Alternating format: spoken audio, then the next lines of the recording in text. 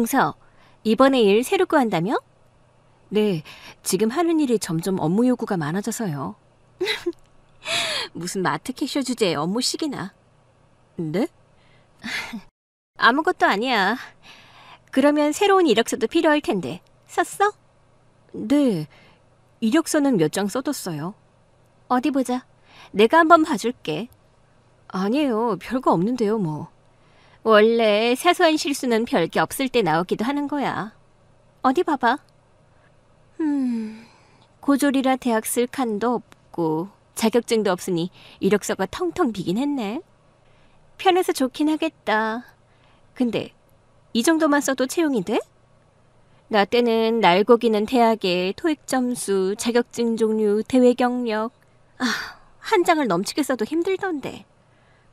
그 정도 자격이 필요한 일은 아니니까요. 하긴 마트 캐셔도 자격증이 있는 일이면 우리나라에선 동서가 최고일 텐데. 그치? 형님이 이력서를 보여달라고 할 때부터 예상했던 일이었어요. 신혼 초부터 10년이 넘은 결혼 생활을 하는 동안 학력으로 갖은 무시를 당해온 차였습니다. 형님은 우리나라에서 최고라는 여대를 나와 대기업 근무 경력이 있었고 아주버님도 손꼽히는 대학이 나와 지금도 대기업에 재직 중이었어요. 반면 저는 집안 형편이 어려워 대학은 꿈도 꾸지 못했고 남편은 공부 잘하는 형 기세에 눌려 일찍이 공부를 놓아버린 탓에 대학에 가지 못했지요. 대학 못 보내줘서 미안하다 오는 엄마에게 학벌이 삶의 전부는 아니라고 했었던 저였습니다. 그런데 그 누구보다도 그놈의 학벌 때문에 서러운 삶을 살아야 했어요. 동서, 그러지 말고 내가 모의 면접 해줄까? 미리 면접 보면 당일에 긴장하지 않고 잘 볼 수도 있잖아. 아니에요. 그렇게 대단한 거 물어보는 것도 아닌데요. 아니긴? 그래도 면접은 면접인데. 뭐 집에 수저 몇 개 쓰는지 그런 거 물어보진 않을 거 아니야. 어디 줘봐. 이건 인근 초등학교 조리원 지원서네? 조리원 면접에는 뭘 물어보려나? 그럼 이걸로 해보자. 해썹 관리 기준에서 CCP는 무엇의 약자인지 설명해 볼래? 형님은 일부러 저를 골려주기라도 하려는 듯 그런 질문을 했습니다. 제가 입술도 달싹이지 못하자 이번엔 곁에서 보고 있던 어머님이 나서시더라고요. 얘, 작은 애가 뭐 그런 거 알겠니? 대학도 못 나온 애한테 너무 어려운 거 물어보지 마라. 어머, 내가 너무 수준 높은 질문을 했나? 미안해, 동서. 그럼 영양소 배식 프로그램을 관리할 때 엑셀은 기본으로 활용해야 할 텐데 피벗 테이블 정도는 알지? 형님은 저를 약올리듯 또 난처한 질문을 했습니다. 애초에 저는 영양사로 지원하는 게 아니라 조리원으로 지원하기 때문에 필요 없는 부분인데도요. 조리원이 컴퓨터 엑셀 프로그램을 만질 일이 뭐가 있겠어요? 어머, 그것도 몰라? 어쩜 좋아. 아무리 대학을 못 나왔다 그래도 그렇지. 동서, 너무 상식이 없다. 공부 좀 해. 엄마가 돌대가리면 나중에 자식한테도 무시당해? 둬. 이제 와서 공부해서 뭐하니? 너 그러지 말고 제일 편한 청소일이나 해라. 무식하게 힘만 세면 다 할 수 있다는데 우리 아파트 청소부 모집하는 건 못 봤어? 어머니, 아무리 그래도 어떻게 아파트 청소부를 해요. 혜인이 친구 엄마들도 오갈 텐데 그러다 혜인이 놀림받아요. 지도 엄마라고 그래서 그건 못했나 보다. 사람을 앞에서 대놓고 무시하는데도 저는 대꾸도 못하고 살았습니다. 가진 거 없이 급하게 하게 된 결혼에 시집살이를 하려면 그 정도는 안 들리는 척, 안 보이는 척 해야 했거든요. 처음부터 그렇게 노골적인 무시를 했더라면 결혼도 다시 생각해 봤을 거예요. 하지만 결혼 전엔 형님을 만날 일도 없었고 빨리 치워버리고 싶은 둘째 아들 결혼에 해가 될까 봐 그랬는지 어머님이 대놓고 무시하신 적도 없었습니다. 그 갖은 무시와 멸시 속에도 10년을 버틸 수 있었던 건 오로지 제 편이 되어주는 남편 덕분이었어요. 이제라도 야간 대학 들어갈까 봐. 왜? 형수가 또 뭐라고 해? 뭐 그냥 늘 하는 소리지 뭐. 오늘은 조리원 모의 면접 해준다면서 엑셀 묻는 거 있지? 조리원이 무슨 엑셀이야. 다 놀리려고 일부러 하는 말이지. 참나. 형수는 가만 보면 무슨 하버드도 안 부릴 학벌 부심 부린다니까? 그래서 뭐 결국 당신이나 형수나 집에서 살림하는 거 똑같은데 동급 아니야? 대학 출신 주부랑 고졸 출신 주부는 또 다른가 보지. 그럼 대학 가. 내가 보내줄 테니까. 치, 그냥 하는 소리야. 아, 기죽어. 우리 혜인이는 어떻게든 대학교, 아니 대학원까지 보낼 거야. 미국 간다고 하면 미국 보내지 뭐. 솔직히 우리 그럴 능력은 되잖아. 그래, 우리는 라면만 먹고 살아도 우리 하나밖에 없는 딸 미국 대학교까지는 보낼 수 있지. 미안해 경혜야. 내가 못나서 너가 그런 취급 받고 산다. 조금만 기다려. 내가 세상에 둘도 없는 행복한 만화님으로 살게 해줄게. 치, 어느 세월에 그냥 분가나 빨리 했으면 좋겠어. 슬슬 그냥 알아보고 나갈까? 그래도 되긴 한데 일단 내가 돈 넣어둔 곳이 있으니까 조금만 더 기다려보자. 결과만 좋으면 지금 생각한 것보다 더 넓은 집으로 갈 수 있잖아. 성실하고 누구보다도 가족만을 위해 산 남편을 믿고 산 10년이었어요. 저도 애가 졌을 때 잠깐 빼고는 쉬지 않고 일하면서 많은 돈을 모을 수 있었고요. 어머님께는 따로 분가 계획을 말씀드리지 않았지만 저희는 나름대로 분가를 위한 계획을 세워 살고 있었습니다. 그러던 어느 날이었어요. 갑자기 시댁에 사람들이 들이닥쳐 빨간 딱지를 붙이는 거예요. 이게 뭐더라는 짓이에요? 우리 집에서 썩 나가라고! 아주머니, 저희는 지금 해야 하는 일 하는 거예요. 방해 말고 비켜주세요. 그러니까 무슨 일 때문에 그러냐고요? 이 집 명의자인 오태종의 채무 때문에 소송이 진행 중이라서 오태종 씨가 재산을 임의로 처분하지 못하게 법적으로 묶어두는 것뿐이에요. 돈 갚으면 금방 해결되는 문제니 오태종 씨에게 여쭤보세요. 마른 하늘의 날벼락처럼 아버님이 사업 때문에 진 빚이 시댁의 가세를 기울게 했어요. 한창 잘 나갈 때는 남들에게 사모님 소리 듣던 어머님께서는 몸져 누웠지요. 눈을 떴다가도 옷장이며 화장대를 비롯한 온갖 살림에 빨간 딱지가 붙어 있으니 다시 눈을 질끈 감아버리더라고요. 아휴, 저거 꼴도 보기 싫어 죽겠네. 얘, 저거 좀 떼버려라. 보기 싫으니까 다 떼버려. 저거 함부로 떼면 안 된대요, 어머니. 아버님은 아직 연락 안 되세요? 없다고. 현석이 너 아버지 사무실이랑 제대로 찾아본 거야? 그 양반 갈 곳이라곤 다 정해져 있을 텐데 그걸 못 찾아? 집이 이 지경이 됐으면 사무실도 마찬가지지. 직원도 하나도 없고 회사도 사정은 마찬가지야. 작정하고 숨은 사람이 예상되는 곳에 숨었겠어? 그럼 가서 무슨 수를 써서라도 찾아야지. 지구 끝까지 가서라도 찾아내야지.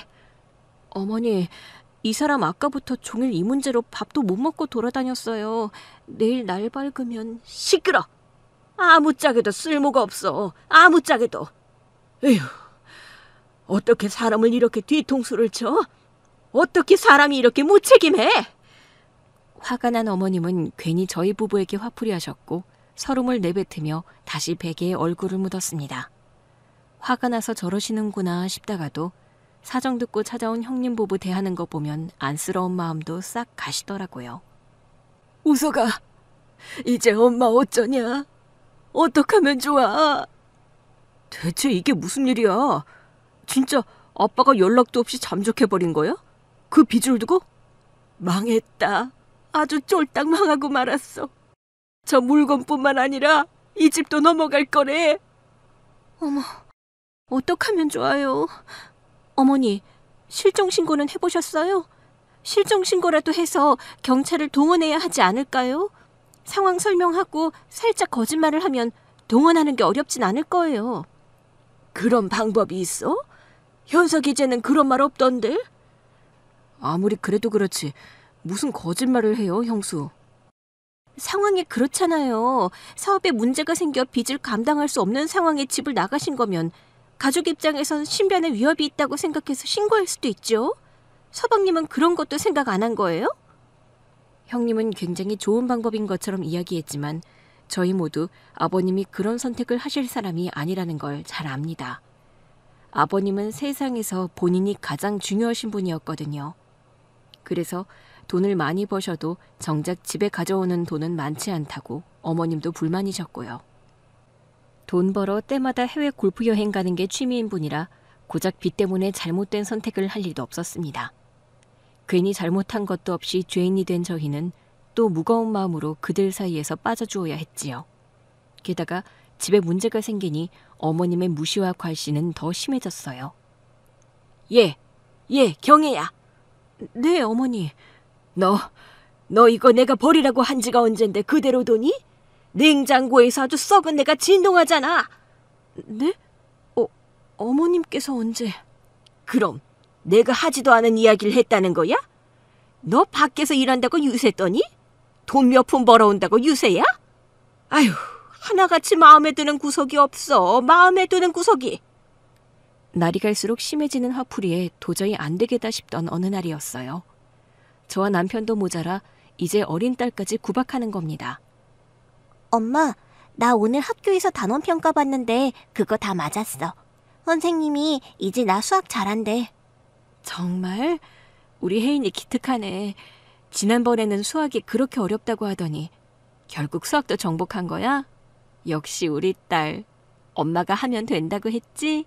응, 나 이제 수학도 자신 있어. 놀고 있네, 놀고 있어. 단원평가 그까짓 거 100점 받아왔다고 어화둥둥. 장원급제하면 아주 마을 잔치를 열겠다. 잘한 건 잘했다고 칭찬해줘야죠. 왜? 밥 먹고 양치한 것도 칭찬하지 그러냐?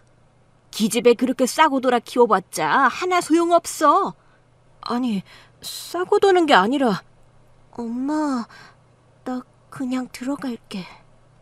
밥 먹다 말고 풀이 죽어 들어가는 딸을 보며 울컥 화가 치밀었습니다. 평소 같으면 무시하고 말 텐데 해도 너무하신다 싶어 한 소리 했지요. 어머니, 혜인이 9살이에요. 애도 눈치가 있는데 애 앞에서 왜 그런 말씀을 하세요? 9살이니 알 건 알아야지. 별것도 아닌 일로 가마 태우지 마. 괜히 정석이보다 지가 잘났다고 기어오르기나 하지.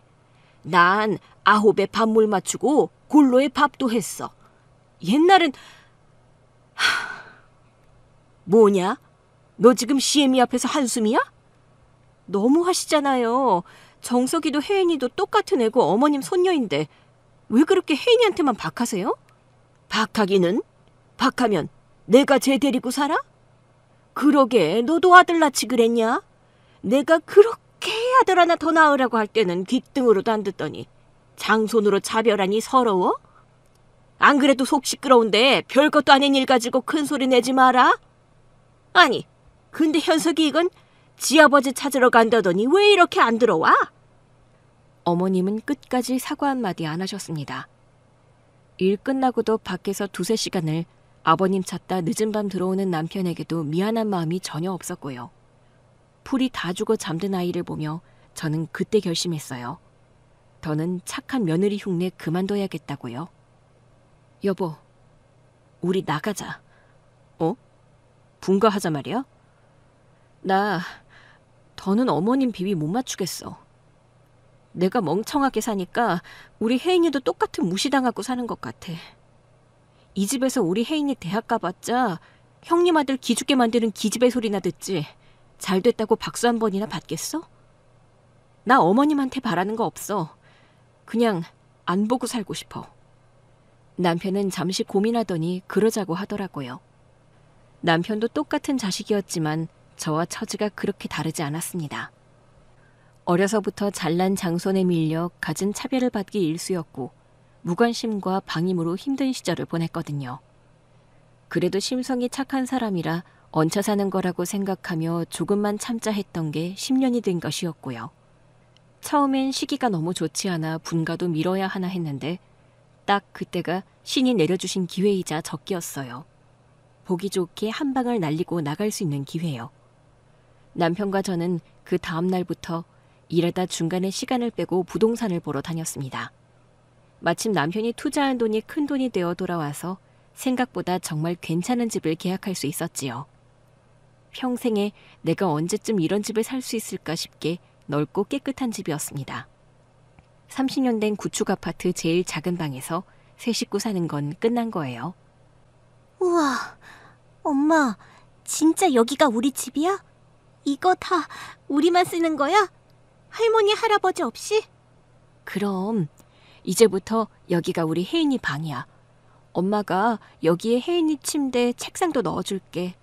그리고 혜인이 예쁜 옷 가득한 옷장도. 우와, 신난다. 나 너무너무 좋아. 너무너무 신나. 방방 뛰며 좋아하는 딸을 보니 이제 새로운 인생이 열리는구나 실감이 났어요. 앞이 뻥 뚫려있는 14층이라 전망도 너무 좋았고 해가 질 때까지 채광도 좋더라고요. 그래도 10년 고생, 그 무시와 괄시를 받은 세월이 헛되진 않았구나 싶어 가슴이 뭉클했습니다. 어차피 집에 있는 집게 중에 가지고 나올 건 없어서 짐가방이나 몇 개 챙겨 단출한 이사를 했습니다. 어머님이 잠시 자리를 비울 때 버린 일이라 저녁부터 전화기에 불이 나더라고요. 네, 여보세요? 너 어디냐? 지금 시간이 몇 시인데 아직도 안 들어와? 얼른 들어와 밥해. 어머니, 저 안 들어가요. 현석 씨도 안 가고 혜인이도 안 들어갈 거예요. 뭐? 그게 무슨 아닌 밤중에 홍두깨 같은 소리야? 저희 분가한다고요. 어머님도 노래 부르셨잖아요. 분가하라고. 그래서 저희 나와줬으니까 앞으로는 어머님이 밥도 해드시고 빨래도 하세요. 뭐야? 이것들이? 뭐야? 진짜 짐을 다 빼갔네? 너네 지금 나 버리고 너희들끼리만 쏙 나갔다는 거냐? 버리다뇨. 말씀드렸잖아요. 분가라고. 분가. 저희도 이제 저희 가족끼리 살아야죠. 저희 가족끼리? 나는 가족도 아니냐? 10년 동안 지내게 해준 나는 가족도 아니야? 어머님께서 언제 저희를 가족 취급하셨어요? 정 어려우시면 귀한 아드님인 아주버님께 연락해보세요. 저희가 꽁으로 산 것도 아니고 10년 동안 들인 생활비만 해도 장난 아닐 텐데 저는 어머님한테 너무하다고 생각 안 해요. 끊겠습니다. 일방적으로 어머니 전화를 끊고 나서 그 자리에서 하늘 높이 튀어오를 뻔했습니다. 어찌나 짜릿하고 통쾌하던지 10년 묵은 체증이 다 내려가는 기분이었어요. 당신 통화 내용에 비해 표정이 너무 좋은 거 아니야? 미안. 그래도 당신 어머니인데 내가 너무 표정 관리 못했다. 아니, 나는 아주 당신이 여기서 이 집이 떠나가라 박장대소라도 하길 바랐어. 어머니, 이제 저 며느리 아니니 전화하지 마세요! 하고 더 세게 이야기할 줄 알았는데? 뭐? 난 이 정도로도 충분해. 그동안 아무 말도 못하고 살아 얼마나 벼르고 있단 말인데. 귀한 아드님인 아주버님께 연락하세요. 이것만으로도 짜릿해. 참, 당신도 너무 착해 탈이다. 미안해. 그리고 고마워. 앞으로는 우리 집 신경 쓰지 말자. 나도 당신이랑 혜인이만 생각할 거야. 나한테 가족은 당신이랑 혜인이가 전부니까. 알지? 알지. 당신 몸고생 마음고생한 거 내가 모르면 누가 알아? 말 안 해도 다 아니까. 이제 고생 덜하고 우리 가족끼리 시간 많이 보내자. 그동안 어머님 아버님 눈치 보여 외식도 제대로 못하고 여행은 뭐 갔나? 혜인이한테 물어보니까 제주도 가고 싶대. 다른 애들은 다 갔는데 비행기도 한번 못 타봤다고. 그래, 올여름엔 제주도로 가자. 근사한 호텔 예약해서 우리 진짜 근사하게 놀아보자. 사람 인생이란 게 참 신기하고 묘하더라고요. 해뜰날이란 게 누구는 20대에 오기도 하고 누구는 40대에 또 누군가에게는 70대에 올 수도 있는 거였어요. 그저 성실하게 하나의 목표만 가지고 묵묵히 시간을 보내다 보니 저에겐 30대 막바지에 그런 행운이 찾아왔고요. 그뿐만이 아니었어요. 알고 지내던 지인이 주식 투자 공부를 하더니 제게도 권해서 조금씩 공부를 했거든요. 많은 돈은 아니지만 주식 투자로 조금씩 한 달 월급 정도를 벌게 됐고 덕분에 하던 일을 그만두고 집에서 오롯이 가족들을 위해 시간을 쓸 수 있게 되었습니다. 그러다 몇 달 후 결국 시댁이 넘어갔다는 소식이 들리더라고요. 그 소식이 들리자마자 제 전화는 시어머니 때문에 불이 나기 시작했지요.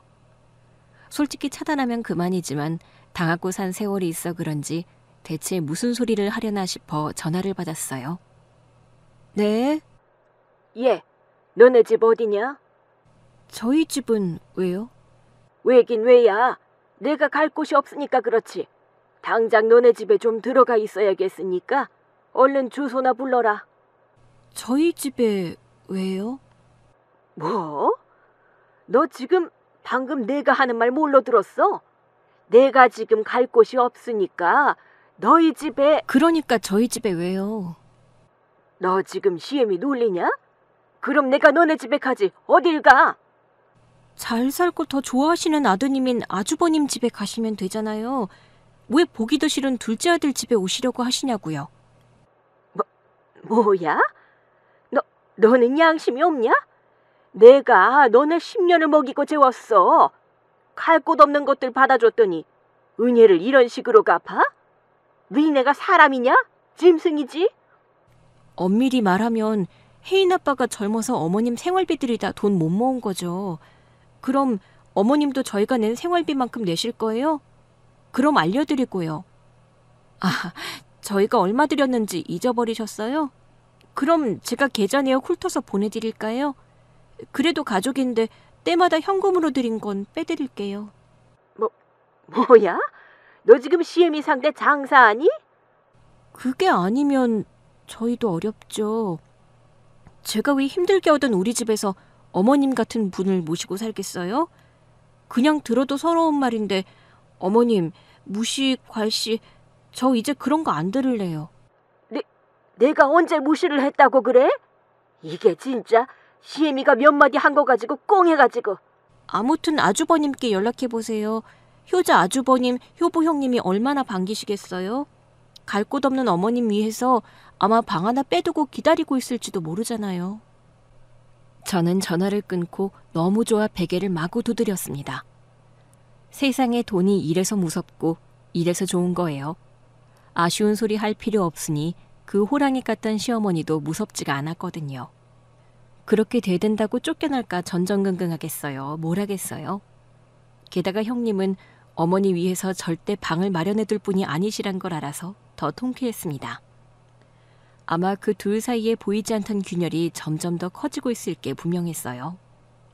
어머님은 내심 아주버님 댁으로 가시고 싶으시겠지만 두 사람 눈치 보여 섣불리 말도 못할 거고요.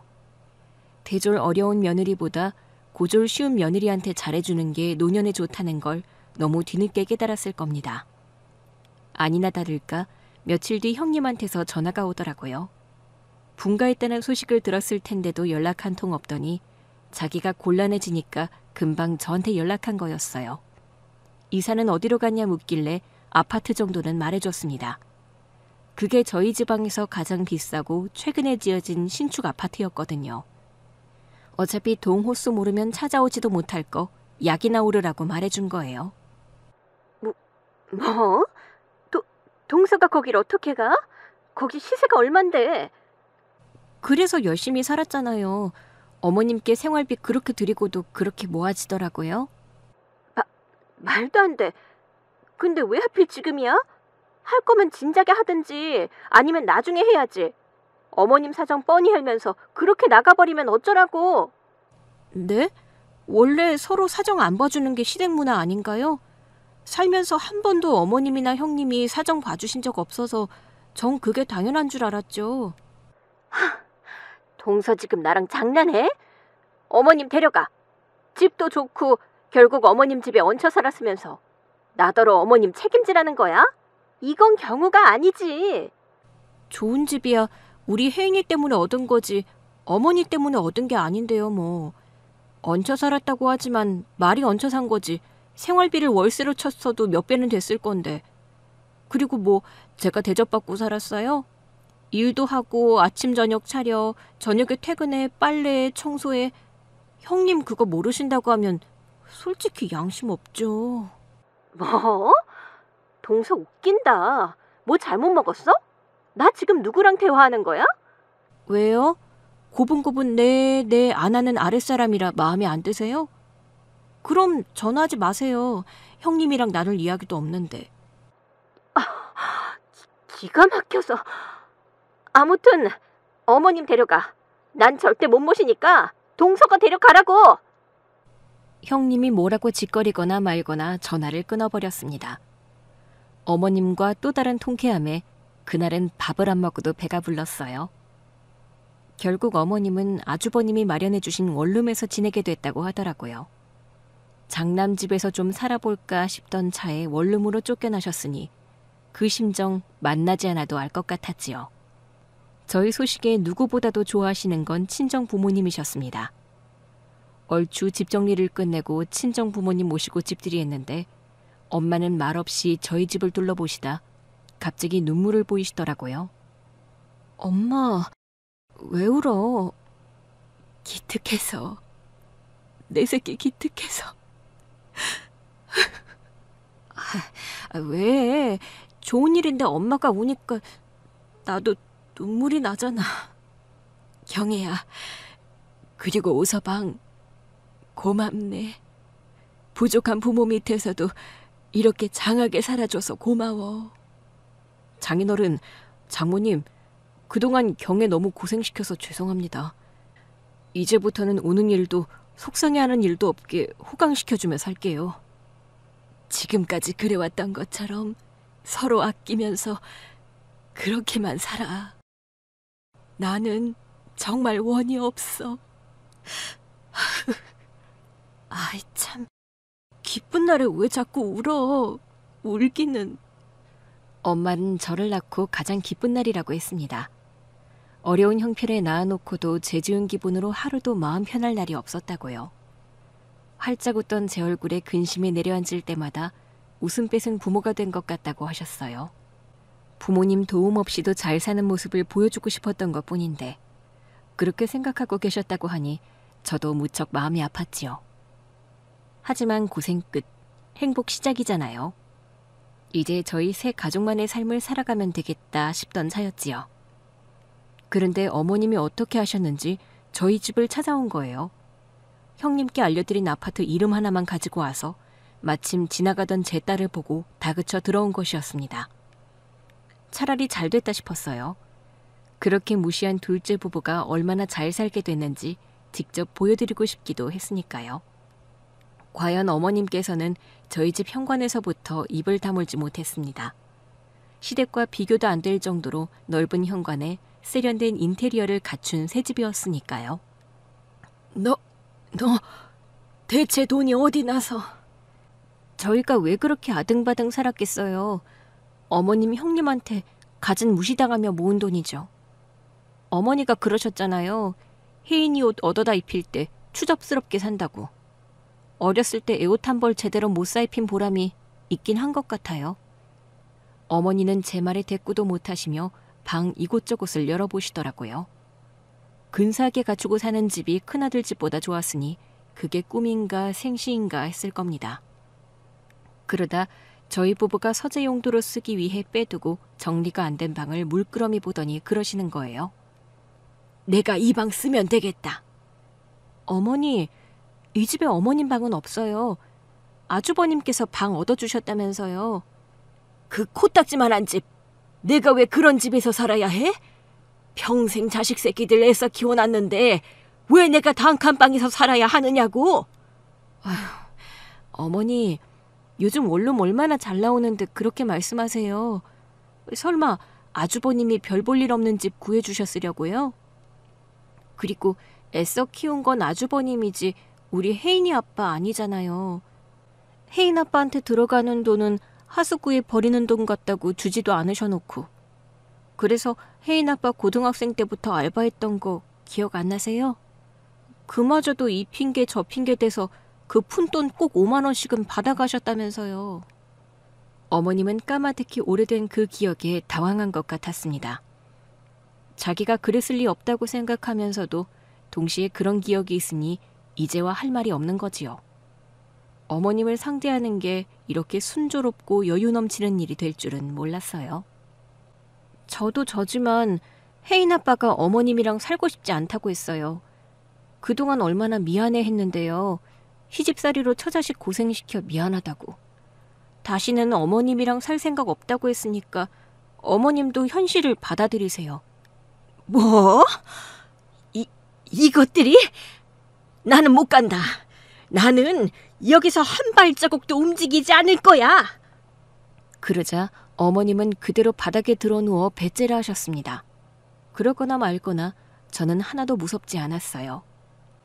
어머님은 그 집에서 나가지만 않으면 어떻게든 대접은 따라올 거라고 생각하신 모양인데 저는 그럴 생각이 눈꼽만큼도 없었거든요. 때마침 점심시간이 돼서 점심을 차려 먹었습니다. 그랬더니 한참을 누워 계시던 어머니께서도 주방으로 오시는 거예요. 왜 내 밥이 없냐? 제가 어머님 밥을 왜 차려요? 우리 혜인이 주려고 차린 건데. 정 배고프시면 저기 밥솥 있으니까 가져다 드세요. 그 정도는 눈 감아 드릴게요. 어머님께서는 분하다는 듯 저를 쏘아보시더니 결국 혼자 밥을 퍼서 앉더라고요. 저는 자연스레 어머님 앞쪽에 있던 맛 좋은 반찬들을 전부 딸 앞으로 밀어주었지요. 너 뭐하냐? 뭐 하긴요. 우리 혜인이 많이 먹으라고 챙기는 거죠. 어머님은 거기 있는 콩나물이랑 시금치 많이 드세요. 한창 자라나는 애인데 고기 반찬, 생선구이 그런 건 혜인이가 먹어야죠. 어머님이 그러셨잖아요. 한창 자라나는 장손 반찬에 욕심 부리지 말고 장아찌나 먹으라고. 임신한 제 앞에서도 고기 반찬 한번 놔주신 적 없으면서 저희 집에서 고기 반찬 드시게요? 아휴, 그거에 비하면 저는 너무 진수성찬 드린 거죠. 이거 유기농이에요. 어머님 얼굴이 시뻘개지더니 숟가락을 던져버리고 다시 거실에 드러누우시더라고요. 그러거나 말거나 저는 딸과 식사를 마치고 식탁도 말끔하게 치워버렸습니다. 딸 학원 보내고 나서는 드라마나 봤고요. 그랬더니 갑자기 어머님이 벌떡 일어나 괘씸하다는 듯 저에게 그러는 거예요. 너, 이게 다 누구 덕분인데 나를 이렇게 괄시하니? 누구 덕분이라니요? 이거 다 현석이가 마련한 거 아니야? 결국 내 아들 때문에 호강하게 됐으면서 현석이 낳은 나를 이렇게 무시하고 천대해도 되는 거야? 너 벌 받아. 나중에 그러다 천벌 받는다고. 너도 똑같이 당해. 벌은 제가 아니라 어머님이 받고 계신 거죠. 저는 아들도 없으니 며느리한테 똑같이 당할 일도 없고요. 어머님도 아시잖아요. 우리 혜인이 저한테 얼마나 껌뻑 죽는지. 걱정은 감사해요. 저 벌 받으실까 봐 걱정해 주신 거죠? 그나저나 아주버님이 용돈은 잘 드려요? 어머님 원룸살이 하게 됐는데 생활비는 얼마나 주세요? 뭐? 그건... 저는 친정에 매달 50씩은 보내드리고 있거든요. 뭐야? 사부인한테 50이나 보낸다고? 이런 법이 어딨냐? 나는 부모도 아니야? 어디 감히 남편이 벌어다 준 돈으로 친정에 생색을 내? 제가 드리자고 한 거 아닌데요. 혜인 아빠가 그렇게 드리는 거예요. 왜 예전에 어머님께서 딸 손주는 안 봐주신다고 해서 저희 친정에서 우리 혜인이 3살까지 키워주셨잖아요. 그 은혜 갚는다고요. 그러고 보니 형님 일 그만두실 때까지 어머님이 정석이 봐주셨는데 아주버님은 얼마나 주세요? 제 말에 어머님은 꿀먹은 벙어리가 됐습니다. 애지중지 키워 좋은 대학, 좋은 회사로 투자란 투자는 다 해주셨는데 돌아온 건 원룸의 빠듯한 생활비니 할 말도 없겠지요. 상황이 그렇게까지 몰렸는데도 어머님은 절대 숙이는 일이 없더라고요. 앓는 소리는 해도 저희한테 아쉬운 소리는 하기 싫은 것이겠지요. 왜 못해준 자식한테만 그렇게 자존심을 세우는지 어머님에게 연민을 갖지 않아도 된다는 게 다행이다 싶었습니다. 이제와 미안하다, 악어의 눈물을 흘리는 모습을 보이면 마다하기도 난처했으니까요. 그래도 시부모라고 남편 마음도 편치 않았겠다 싶었는데 퇴근에 들어온 남편은 어머님의 행태를 보자마자 경찰에 신고하겠다고 하더라고요. 분명히 나가라고 말씀드렸고 안 나가신 건 어머니예요. 저 어머니한테 할 만큼 했고 더는 하고 싶은 거 없어요. 당장 나가세요. 누구 속을 뒤집어 썩게 하려고 이러세요? 너 이러는 거 아니다. 감히 부모한테 이러는 거 아니야. 네가 어떻게 그래?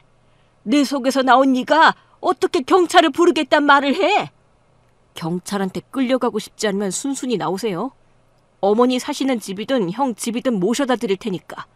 현석아. 왜요? 이제야 제가 아쉬우세요? 등신같이 살아주니 평생 등신같이 어머니한테 당하고 살 줄 알았어요? 저 약속했어요. 다시는 이 사람 눈에 눈물 흘리는 일 없게 하겠다고. 근데요, 어머니랑 같이 살면 이 사람 분명히 또 울어요.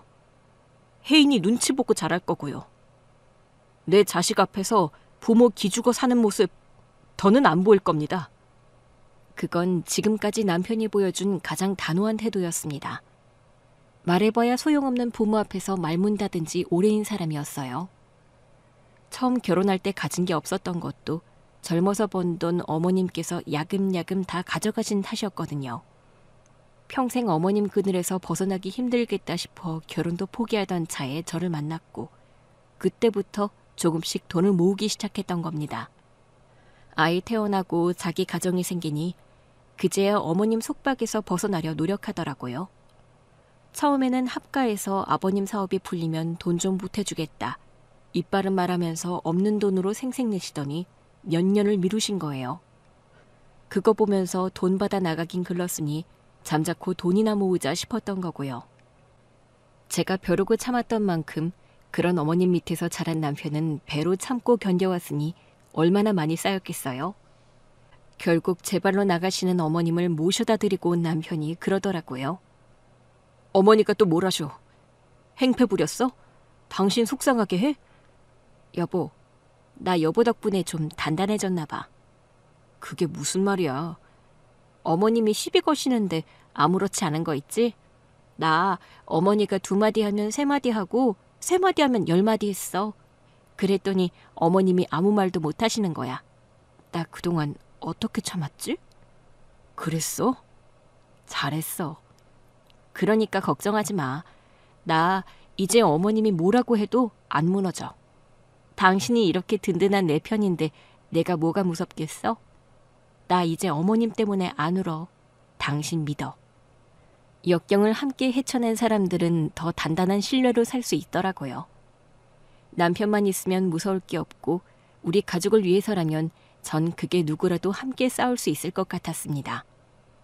그렇게 저희 가족만의 행복을 꾸려 산 지 몇 개월이 지났을 거예요. 갑자기 형님한테 연락이 온 겁니다. 그때까지만 해도 어머님 일 때문에 연락한 줄 알았는데 돈 냄새 맡고 손 벌리려고 연락한 거더라고요. 만나자길래 일단 약속 장소로 나갔는데 노골적으로 저를 위아래로 훑어보더라고요. 그러면서 보일 듯 말 듯 헛웃음을 내뱉는 거예요. 동서도 그런 옷 입을 줄 알았나 보네. 형편이 좋아졌다는 게 거짓말은 아닌가 봐. 왜요? 제가 날개 옷이라도 입고 온 것 같아요? 어머, 어머님이 동서 말로 못 이기겠다고 하더니 무슨 말인지 알겠네. 단도직입적으로 이야기할게. 어머님 모셔갈 거 아니면 생활비 정도는 부담해. 제가 왜요? 제가 왜요? 동서는 며느리도 아니야? 서방님은 자식도 아니래? 자식 며느리 취급을 받았어야 뭘 해드리죠. 참, 형님도 너무하시네요. 가장 가까이에서 보신 분이. 왜요? 어머님한테 나가는 돈이 부담되세요? 그렇게 아주버님 돈 잘 번다고 어깨에 힘주시던 분이 설마 돈 없다고 저부른 건 아니시죠? 그 순간 형님 얼굴이 붉게 달아올랐습니다. 전국을 찔린 것이겠지요. 말이 얹혀 산 거지. 그동안 어머님한테 드린 돈 다 합치면 월세는 충분히 냈다고 봐요. 관리비도 저희가 냈고 아버님이 한 번씩 생활비 안 드릴 때는 더 많이 드리기도 했고요. 애초에 그 작은 방에서 세 식구 살면서 그 돈 과했죠. 그거 저희가 등신이라서 그냥 드린 거 아니에요. 이날을 위해 나중에 부양 의무라도 피해볼까 싶어 드린 거지. 억울하시면 법적으로 하세요. 가져간 자식, 받은 자식이 따로 있는데 법원에서 누구 편을 들어줄지. 동서 많이 컸다, 진짜. 칼을 갈았나 보네? 없던 칼도 만들어 갈게 하시더라고요. 어머님도 형님도. 아쉬운 소리 하지 마세요. 돈이 차고 넘쳐도 하수구에 쏟아버리는 게 낫지. 어머님한테는 한 푼도 안 써요. 아, 이거 어머님이 우리 혜인 아빠한테 했던 말인 거 아시죠? 형님도 그때 맞장구 치셨으니까. 뭐라고 하셨더라? 돌대가리한테 돈을 왜 쓰냐고 하셨던가? 그거야. 서방님 학창시절에 성적이 너무 안 좋았으니까. 모르죠. 혜인 아빠도 부모 인정받으면서 학원 하나라도 제대로 다녔으면 좀 달랐을지. 무슨 말인지 더 이야기하지 않아도 알 거라고 생각해요. 먼저 일어날게요. 저는 형님이 어버버거리는 동안 뒤도 돌아보지 않고 나왔습니다. 저희한테는 무기가 대단히 많았어요. 저는 시집살이 10년, 남편은 40여 년을 무시받았으니 얼마나 쌓인 게 많았겠습니까? 마음에 여유가 생길수록 만날 때마다 그거 하나씩 푸는 재미도 생기더라고요. 그 자존심에 다시는 만날 일도 없겠다 싶었는데 그로부터 몇 달 뒤에 또 연락이 온 거예요. 알고 보니 우리 애랑 시조카가 같은 영어 학원에 다니는데 단기 영어 연수 프로그램이 있거든요. 필리핀, 미국, 캐나다 프로그램이 각각 다른데 아이가 원해서 저희는 미국으로 보내기로 했었습니다. 미국 프로그램은 비싸기도 비싸고 성적이 되어야만 자격이 주어지는데 우리 아이는 학원에서도 인정을 받았거든요. 심지어 학원에서 제안한 거였어요. 원하면 동행인 친구를 성적에 상관없이 한 명을 초청해 자격을 줄 수 있었는데 그것 때문에 학원 엄마들 전화도 많이 받았습니다. 자기 아들, 딸 초청에 기회 좀 달라고요. 평생 남한테 아쉬운 소리나 했지 저한테 잘 보이려고 한 사람은 없어 굉장히 색다른 경험이었어요. 형님도 그 기회 좀 달라고 연락한 것이었지요. 동서, 혜인이 미국 간다며? 그런데요? 잘됐다. 우리 정석이 좀 끼워가. 글쎄요. 줄 서 있는 애들이 많아서. 정말 1억이야? 사촌지간 좋다는 게 뭐야? 좋긴 뭐가 좋아요. 혜인이한테 용돈 한 번 준 적 없으시면서. 동서, 우리 이러지 말자. 지난 일 과거 가지고 그러면 남들이 쫌스럽다 유치하다 그래. 좋은 집 좋은 동네 살면 뭐해? 그만한 품격을 갖춰야지. 뭐야? 지금 웃은 거야? 형님이 품격 이야기하니까 우스워서요. 그 기회 누구한테 줄지는 고민 중인데 확실한 건 정석이는 아닐 것 같네요. 혜인이가 같이 가고 싶다는 애한테 주려고 하거든요. 혜인이가 정석이랑 가고 싶어 하진 않을 것 같은데 어쩌죠? 살다 제가 대학 나온 형님한테 그런 아쉬운 소리를 듣게 되더라고요. 형님도 가만히 있지는 않았습니다.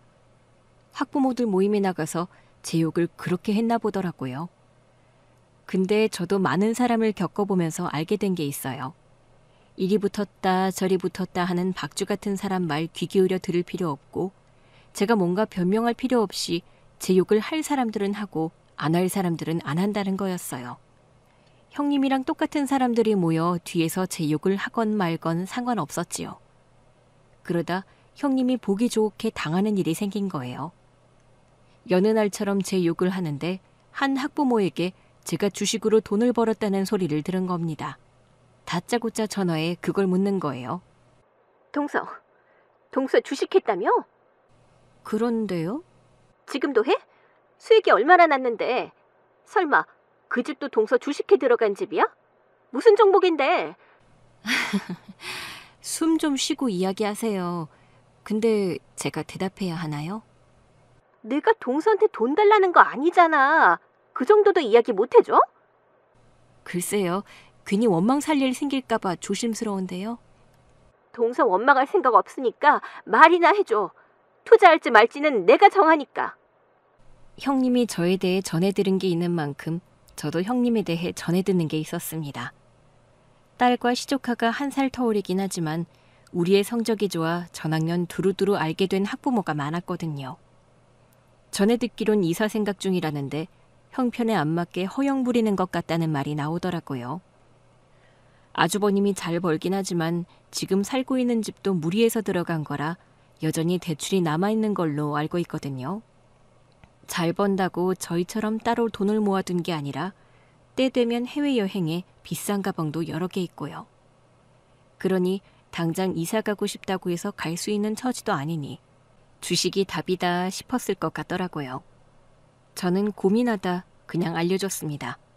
투자로 큰 돈을 번 건 남편이지 제가 아는 주식은 그렇게 크지도 않았고 주식이란 게 상황에 따라 다르니까요. 그런데 알아서 하시라고 종목을 알려드린 지 딱 3개월 만에 울면서 다시 전화가 오더라고요. 어떻게 된 거야? 벌었다며.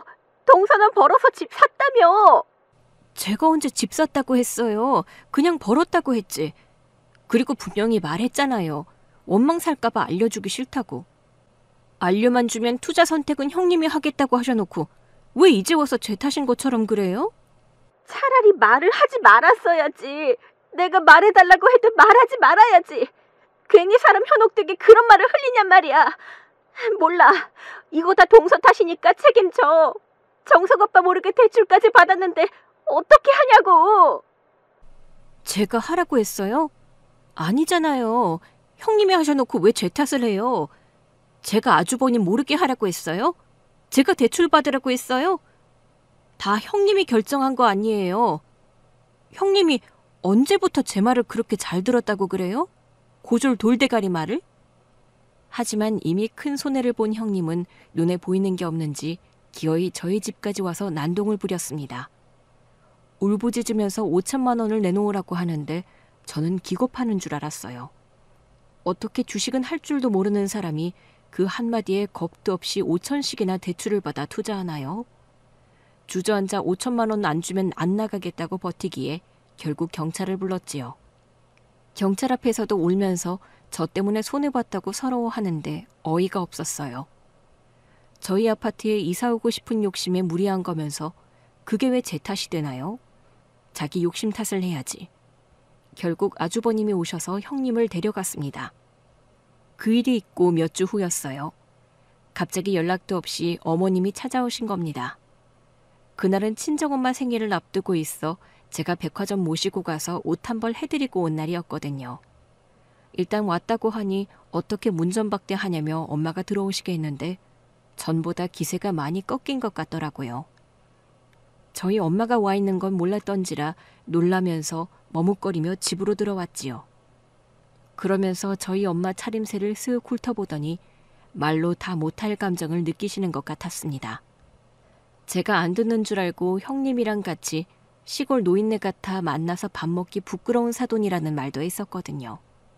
마침 백화점 갔다가 근사한 옷 사드리기 잘했다 싶던 순간이었습니다.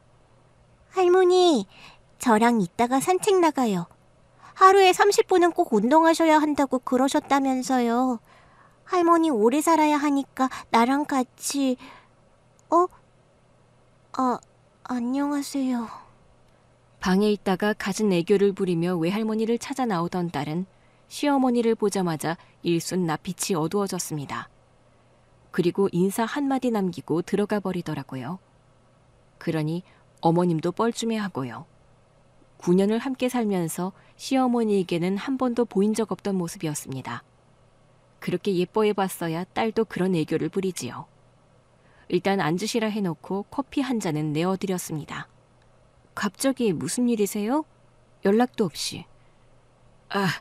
아니 그게 사부인이 있는 줄은 몰랐네. 말씀하세요. 어머님은 내심 친정엄마가 자리를 비켜주었으면 하는 것 같았지만 엄마는 자리를 비우지 않았어요. 저한테 한마디 하면 두 마디로 돌려줄 준비를 하고 있었고요.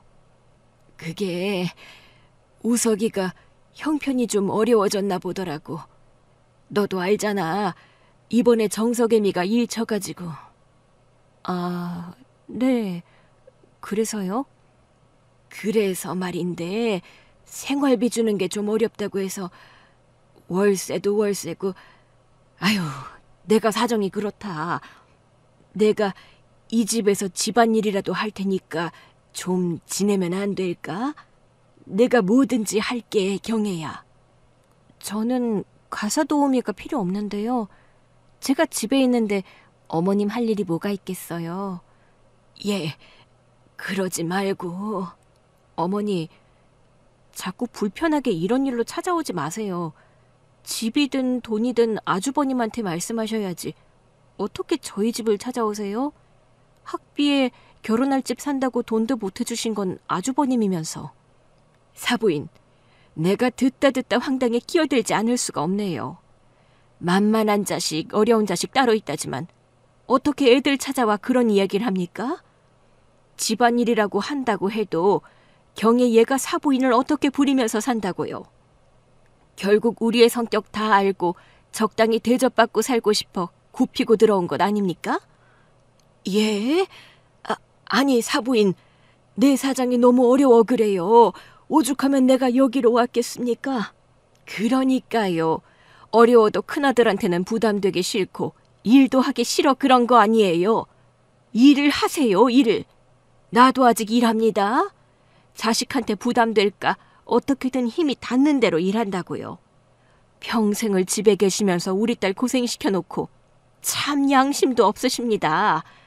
고생에 겨우 그 집에서 벗어났는데 또 사부인 모시고 살라고요? 나는 그 꼴 못 봅니다. 나가세요. 제발 좀 내 딸 인생에서 나가시라고요. 엄마는 그렇게 어머님을 몰아붙였습니다. 그러자 시어머니는 뭐라고 대꾸도 못하고 그렇게 나가시더라고요. 나중에 그 일로 남편이 아주버님을 만나러 갔었는데 아주버님도 더는 못하겠다고 했다고 하더라고요.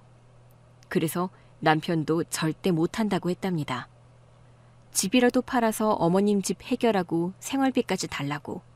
그렇지 않으면 부양 의무 소송까지는 자기가 도울 수도 있으니 자기한테 떠넘기지 말라고요. 결국 아주버님은 형님이 진 빚과 어머님 일을 해결하기 위해 살던 집을 팔고 평수를 줄여 구축으로 이사했다더라고요. 한동안 안 보고 살다가 며칠 전 아이 학교에 갔을 때 형님과 마주치게 됐습니다. 매일 자기 신체의 일부라도 되는 것처럼 들고 다니던 명품 가방은 어딜 가고 중저가 브랜드 가방을 들고 있더라고요. 5년 전 제 생일에 남편이 선물한 그 브랜드였습니다. 저런 건 창피해서 애들 학교에도 못 들고 다닌다며 비웃었던 그 브랜드요. 제 딸은 모르는 선생님이 없을 정도로 여기저기서 사랑을 받는데 시조카는 최근 말썽 부리는 일이 많아 말이 많더라고요. 친구 무선 이어폰을 훔치다 걸리기도 하고요. 소문으로는 부모 불화 때문에 애가 변했다. 그런 소문도 들렸습니다. 일부러 아는 체 하지 않고 지나가려는데 갑자기 저를 불러 세우더라고요. 동서. 무슨 일이세요? 그러더니 저를 구석으로 몰고 가더니 우물쭈물하다 그러더군요. 저기 나 돈 좀 빌려줄 수 있을까? 얼마나요? 그게 한 300만 원만. 애 아빠가 생활비를 안 줘서 내가 쓸 수 있는 돈이 없어 그래. 그럼 일을 하시면 되잖아요. 일하세요. 형님은 좋은 학교 나와 자격증도 많으면서 왜 일을 안 하세요? 죄송한데 제가 돌대가리라 돌은 줄 수 있는데 돈은 좀 힘들겠네요. 저는 그렇게 딱 선을 긋고 와버렸습니다. 인생사 세움지 말하더니 형님과 제 팔자가 이렇게 뒤바뀔 거라고 누가 알았겠어요? 자업자득이기도 하지요. 사이 좋은 고부간이었으면 도망간 시아버지 대신 시어머니 모시는 게 뭐가 힘들겠어요? 형님한테 돈 300 주는 게 뭐가 어렵고요. 제 딸이 그러더라고요. 자긴 커서 절대 다른 사람 무시하고 깔보는 그런 어른이 되지 않겠다고요. 그 힘든 시간이 딸에게 상처가 아닌 교훈을 남긴 것 같아 다행일 뿐입니다.